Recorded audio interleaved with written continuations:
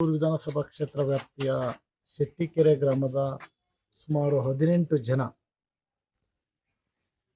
ಶ್ರೀ ಗುರು ರಾಘವೇಂದ್ರ ಸ್ವಾಮಿಯ ದರ್ಶನಕ್ಕೆ ತೆರಳದಂಥ ಸಂದರ್ಭದಲ್ಲಿ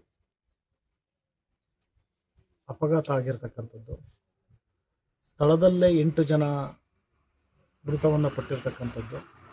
ಇನ್ನು 10 ಜನ ಚಿಂತಾಜನಕವಾದ ಸ್ಥಿತಿಯಲ್ಲಿ ಇರ್ತಕ್ಕಂಥದ್ದು.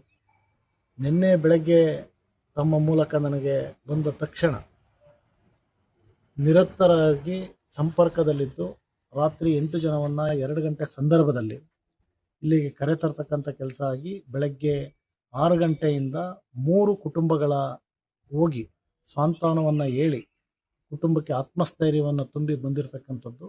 ಅದ್ರ ಜೊತೆಯಲ್ಲಿ ಸರ್ಕಾರದ ಗಮನವನ್ನು ಸಹ ಸೆಳೆದಿರ್ತಕ್ಕಂಥದ್ದು.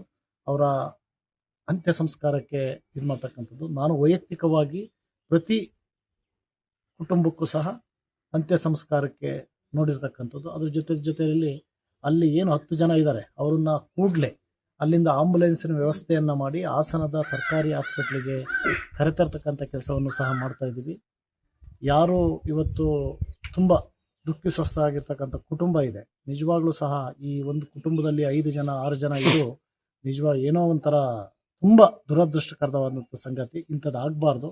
ಆ ಕುಟುಂಬಕ್ಕೆ ಸಾಂತ್ವನವನ್ನು ಹೇಳ್ತಕ್ಕಂಥ, ಆ ಕುಟುಂಬಕ್ಕೆ ಆ ಭಗವಂತ ಧೈರ್ಯವನ್ನು ಸ್ಥೈರ್ಯವನ್ನು ಕೊಡ್ತಕ್ಕಂಥ ಕೆಲಸ ಆಗಬೇಕು ಅಂತಕ್ಕಂಥದ್ದನ್ನು ಈ ಸಂದರ್ಭದಲ್ಲಿ ಹೇಳ್ತಾ, ಆ ಕುಟುಂಬದವರಿಗೆ ನಾನು ಮನವರಿಕೆಯನ್ನು ಮಾಡಿದ್ದೀನಿ.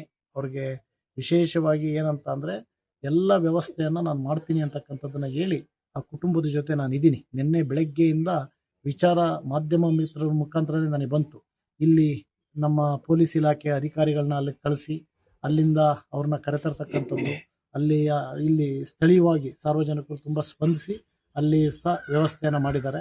ಈ ಅವ್ರನ್ನ ಉಳಿಸ್ಕೊಳ್ತಕ್ಕಂಥ ಕೆಲಸವನ್ನು ಸಹ ನಮ್ಮ ಮೇಲಿದೆ. ಅದನ್ನು ಸಹ ಜವಾಬ್ದಾರಿಯುತವಾಗಿ ಅದು ಮಾಡಿ ಅವ್ರನ್ನ ಉಳಿಸ್ತಕ್ಕಂಥದ್ದಾಗುತ್ತೆ. ಈಗ ತುಂಬ ಮೊನ್ನೆ ರಾತ್ರಿ ಆಗಿರ್ತಕ್ಕಂಥ ಇದಾಗಿರೋದ್ರಿಂದ ತುಂಬ ಸ್ಮೆಲ್ಗಳು ಬಂದು ಎಲ್ಲ ಇದಾಗಿದೆ.